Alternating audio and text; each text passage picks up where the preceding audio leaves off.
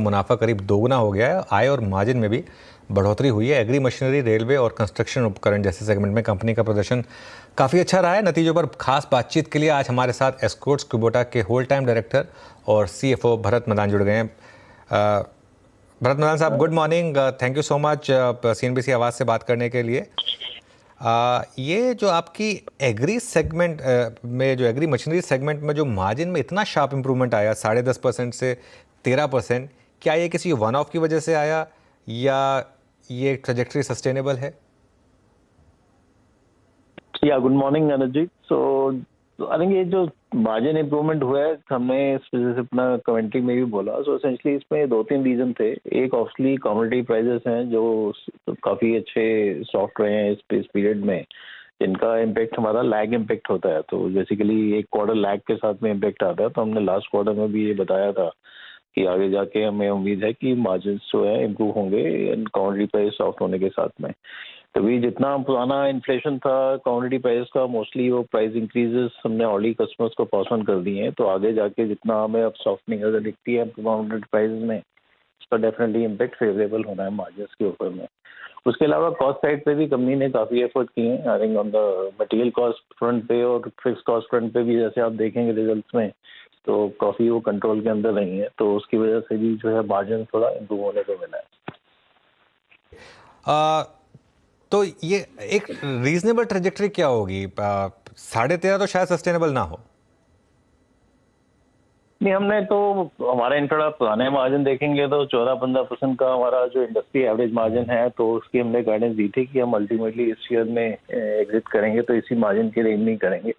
तो हमें लगता है अभी आगे इम्प्रूवमेंट की और पॉसिबिलिटीज हैं इस मार्जिन में। तो I think by the time जो इस साल को हम एग्जिट करेंगे तो we should be slightly higher. तो इससे थोड़ा ऊपर ही जाएगा मार्जिन, तो वो कम नहीं होगा। हाँ, क्वार्टर टू क्वार्टर थोड़ा वेरिएशन हो सकता है, उसमें ऑपरेटिंग लेवरेज का प्ले होगा। तो किसी क्वार्टर में नंबर्स कम होते हैं बिकॉज ऑफ सीजनलिटी। जैसे इस टाइम सीजन डिले है हमारा, दशहरा दिवाली सब हमारा थर्ड क्वार्टर में आएगा। तो उसकी वजह से Q2 में भी सॉफ्ट रहेगा, but third quarter and fourth quarter strong होंगे इसमें। सर, कंस्ट्रक्शन इक्विपमेंट सेल्स कैसी रही? कितनी यूनिट्स बिकी यहाँ पर? और अभी तो हम मानसून की अवधि में हैं, बट पोस्ट मानसून सर यहाँ पे कितने अपटिक्स की आपको पॉसिबिलिटी लग रही है? इस डिवीजन में ग्रोथ कैसी रह सकती है? अभी फर्स्ट क्वार्टर में हमारी कंस्ट्रक्शन इक्विपमेंट में बहुत स्ट्रांग ग्रोथ थी। फिर लास्ट दिसंबर से अगर हम देखें तो डिमांड जो है कंस्ट्रक्शन इक्विपमेंट में काफ़ी स्ट्रांगली बढ़ी है। तो अभी भी 40% से ऊपर की ग्रोथ थी फर्स्ट क्वार्टर में। और अभी जुलाई के महीने में भी, जो मानसून के मंथ में नॉर्मली ग्रोथ नहीं होती है, उसमें भी हमारी कभी 40-50% की ग्रोथ रही है वॉल्यूम में। तो अभी demand momentum construction equipment side पे काफ़ी अच्छा है। इंफ्रास्ट्रक्चर प्रोजेक्ट्स जो हैं काफ़ी काम चल रहा है। मानसून पीरियड में भी अच्छी डिमांड आ रही है। तो मानसून के बाद तो डेफिनेटली सितंबर ऑनवर्ड्स डिमांड और पिक होगी। तो ये वाला हमें लगता है मोमेंटम जो है उसका 30-40% का जो है इसका डिमांड सस्टेन रह सकती है आगे जाके भी।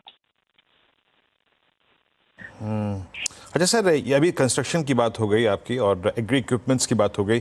मैं अगर रेलवे सेगमेंट में आऊँ तो रेलवे प्रोडक्ट सेगमेंट में आपका एग्जैक्टली कितने अपटिक्स रहे इस क्वार्टर में सर? और अभी अगले 1-2 क्वार्टर्स के लिए आउटलुक शेयर करेंगे अपना प्लीज़ यहाँ पे रेलवे सेगमेंट में सर? या तो रेलवे में इस क्वार्टर में ऑब्वियसली जो रन रेट देखें पिछले 3-4 क्वार्टर से काफ़ी अच्छा आ रहा है। इवन तो लास्ट ईयर के कंपेरिजन में ऑलमोस्ट 70% से ऊपर की ग्रोथ रही है इस क्वार्टर में। और अभी हमारी क्वार्टर एंड पे ऑर्डर बुक भी ऑलमोस्ट 950 करोड़ की है, जिसको हम अगले 6-8 महीने में एग्जीक्यूट करेंगे। तो अभी जो रन रेट है इसी की रेंज में ही रहेगा। I think about 80-90 crore month की एवरेज हमारी अभी आ रही है रेलवे बिजनेस में, और हमें लगता है वो आगे मेंटेन रहेगी। So overall full year basis पे 20-30% की ग्रोथ होगी इस बिजनेस में भी। तो टॉप लाइन काफ़ी स्ट्रांग रहेगी। मार्जिन वाइज डेफिनेटली थोड़ा उसमें इस क्वार्टर में थोड़ा हमारा मिक्स बहुत बेटर था, इसलिए मार्जिन ज़्यादा अच्छे आए हैं। लेकिन आगे जाके मार्जिन जो है हमारे 16-17% की रेंज में हमारा रेलवे का गाइडेंस है, और उसी रेंज में आ देंगे, मुझे लगता है फुल ईयर तो मेंटेन रहेंगे on high revenue base. Okay, चलिए, बहुत बहुत शुक्रिया मदान साहब हमारे साथ जुड़ने के लिए और हमसे बात करने के लिए। ऑल द बेस्ट आपको अगले क्वार्टर्स के लिए। तो ये हो गई बात एस्कॉर्ट्स की। नंबर्स अच्छे आए एस्कॉर्ट्स के, और जो चीज़ बहुत अच्छी लगी, जो मैनेजमेंट बोल रही है कि हाँ कुछ कमोडिटी प्राइसेस का फ़ायदा ज़रूर मिला इनको, लेकिन यहाँ से भी मार्जिन उनको लग रहा है कि इम्प्रूव ही होंगे, गिरेंगे नहीं। अब ये स्टॉक में एक वन वे रैली हुई है। आज सुबह मैं पढ़ रहा था, CLSA का एक नोट पढ़ रहा था, काफ़ी अच्छा नोट था।